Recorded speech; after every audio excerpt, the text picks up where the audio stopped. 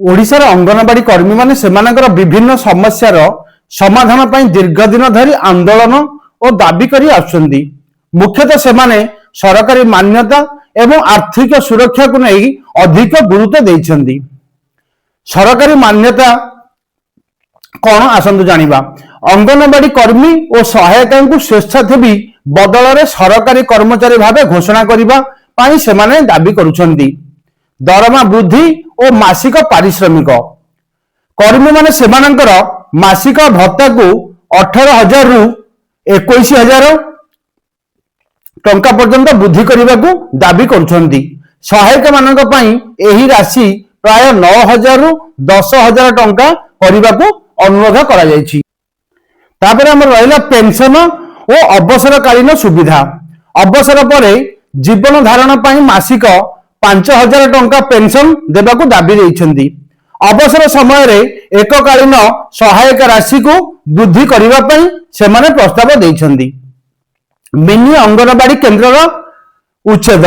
राज्य रे थिबा समस्त मिनी अंगनवाड़ी केन्द्र को पूर्णांग केन्द्र रे परिवर्तन करबा और सेठाकार कर्मी माननकू समान सुविधा प्रदान करबा एहार मुख्य दाबी। अन्यान्य गुरुत्वपूर्ण दाबी ग्राच्युटी सुविधा सुप्रीम कोर्ट निर्देश अनुजाई सेमानंकु ग्राच्युटी प्रदान करिबा। तापर हमरा आसिला चाकरीर शर्तावली। कार्य करुथिबा समय रे कौनसी दुर्घटना बा मृत्यु घटिले परिवार जनकु चाकरी प्रदान अनुकंपामूलक नियुक्ति। अभियुक्त कार्यालय विभिन्न सरकारी योजना रे सेमानंकु अतिरिक्त कार्य रे नियोजित करा जायथिबारु एथिपाई स्वतंत्र पारिश्रमिक दाबी करि आछंती। सरकार समय समय रे सेमानंकर सहायता राशि वृद्धि करिसंती। किंतु वर्तमान कहिबा कथा हेउची वर्तमान महंगा परिस्थिति रे एहा यथेष्ट नुहे। ओडिशा सरकार अंगनवाड़ी कर्मी मानकर दाबी को विचार करी निकट रे किछि गुरुत्वपूर्ण घोषणा करिसंती। एथि सहित सेमानकर आंदोलन रे किछि विषय रे तथ्य मध्य लेखा जाइछि। सरकार नुआ घोषणा 2024-25 अनुसार राज्य सरकार अंगनवाड़ी कर्मी और सहायिका मानक पारिश्रमिक वृद्धि करिसंती।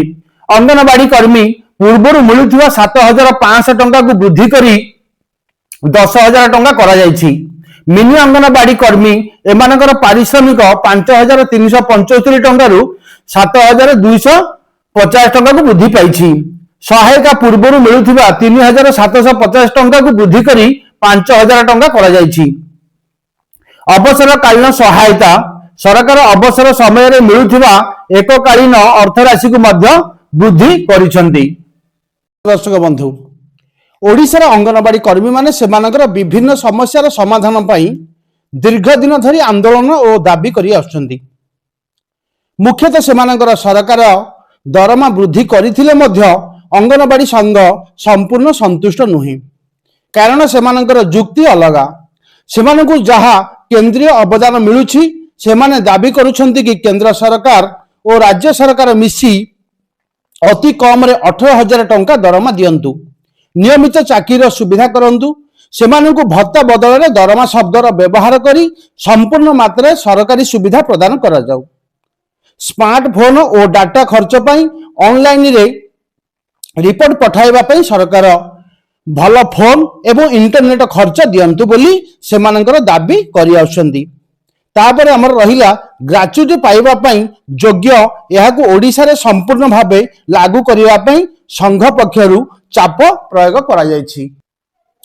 आज पर्यंत अंगनवाड़ी आशा माँ मानकु ना किछि सरकारी वेतन ना ग्रेच्युटी ना पेंशन ना किछि सामाजिक सुरक्षा।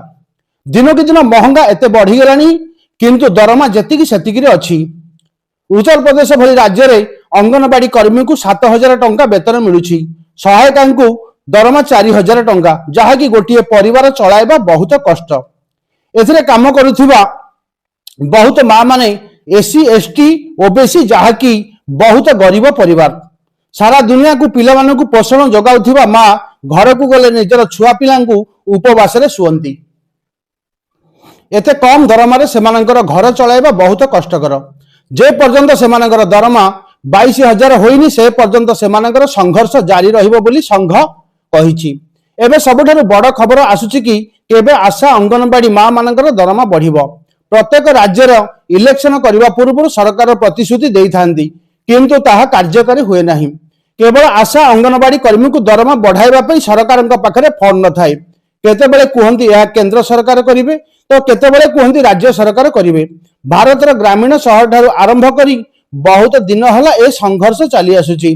मुख्य रूप से देखिबाकू गले टीकाकरण पोषण गर्भवती महिला ठारू आरंभ करी दिन राति बहुत परिश्रम करती किंतु 2025-26 बजेट रे सेमानंकर पई सरकार किछि भी कले नाही। सेथिपई आशा अंगनवाड़ी कर्मी बहुत दुखित। समस्तंकर गोटी आशा भरोसा थिला 2025 सेप्टेम्बर मासरे सरकार किछि ना किछि करिवे। रहुछि दर्शक बंधु, जदि आम भिडियोटी आपनको संपूर्ण रूपे भल लागिथिबो तले सब्सक्राइब एंड लाइक करिवे। जय जगन्नाथ।